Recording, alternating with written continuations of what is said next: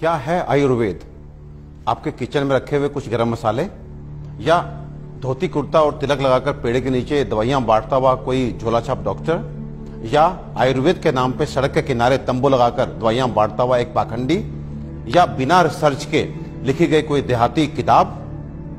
अफसोस की बात है कि हम में से अधिकतर लोग यही मानते हैं और यही जानते हैं, और इसी चूक का परिणाम है कि आज हमें यह दिन देखने को मिल रहा है।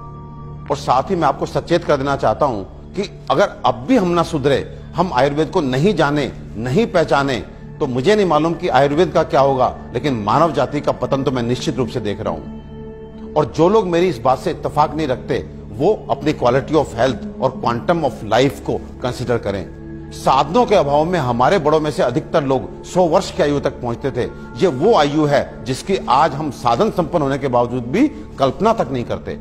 और मैं एक बात आपसे पूछना चाहता हूं कि ये जो मॉडर्न साइंस है, ये किस तरह का इलाज कर रही है? कि आपको यदि शुगर हो गया तो आप दवाई खाइए, कब तक? जिंदगी भर। आपको ब्लड प्रेशर हो गया, आप दवाई खाइए, कब तक? जिंदगी भर। आपको थायराइड हो गया, आप दवाई खाइए, कब तक? जिंदगी भर। आपकी किडनी खराब हो गई, बदल दीजिए। आपका लिवर खराब हो गया, बदल दीजिए। आपको गांठ हो गई, गांठ डालिए। ये किस तरह की चिकित्सा है? और ये चिकित्सा नहीं, ये केवल सिम्टम्स को दबाना है, क्योंकि ये बाहर से आपको नॉर्मल रीडिंग देते हैं, शुगर ठीक है, ब्लड प्रेशर ठीक है, लेकिन अंदर बीमारी अपना काम कर रही है। 15 साल बाद आपकी किडनी खराब, किससे? शुगर से, ब्लड प्रेशर से। आज का नर्वस सिस्टम खराब, आपकी आंखें खराब, आपको ये कॉम्प्लिकेशन, आपको ये कॉम्प्लिकेशन। तो ये इलाज है या एलोपैथ का काला पर्दा?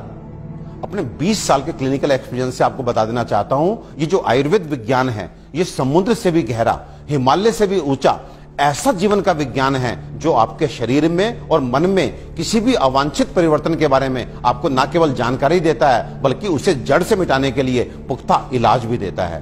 और मुझे एक बात समझ में नहीं आती, आप ऐसे विज्ञान को क्यों नहीं जानना चाहते जो आपको कभी शुगर, ब्लड प्रेशर, थायराइड और अनेक तरह की प्रॉब्लम्स आने ही ना दे।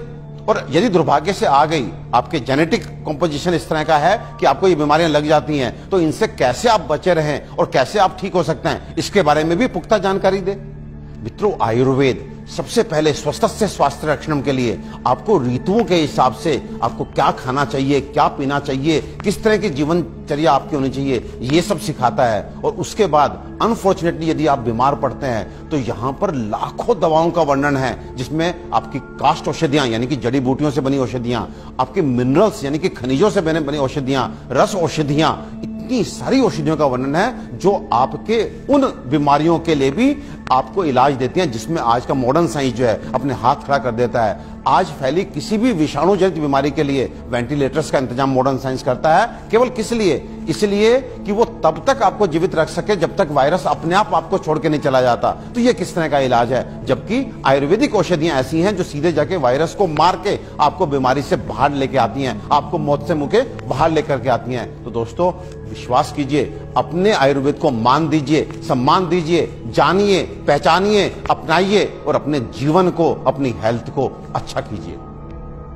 आयुर्वेद का इलाज ना तो धीमा है और ना ही लंबा, बल्कि यह रोगों को जड़ से खत्म करता है। आधुनिक सर्जरी दुनिया को आयुर्वेद की ही देन है।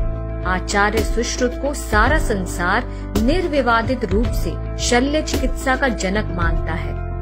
आयुर्वेद में उन बीमारियों की भी सफल चिकित्सा हो सकती है जिन्हें आधुनिक चिकित्सा विज्ञान लाइलाज मानकर आजीवन रोगी को दवाएं खिलाता रहता है। आयुर्वेद आपके और आपके बच्चों के लिए सुरक्षित है। आयुर्वेद अपनाएं।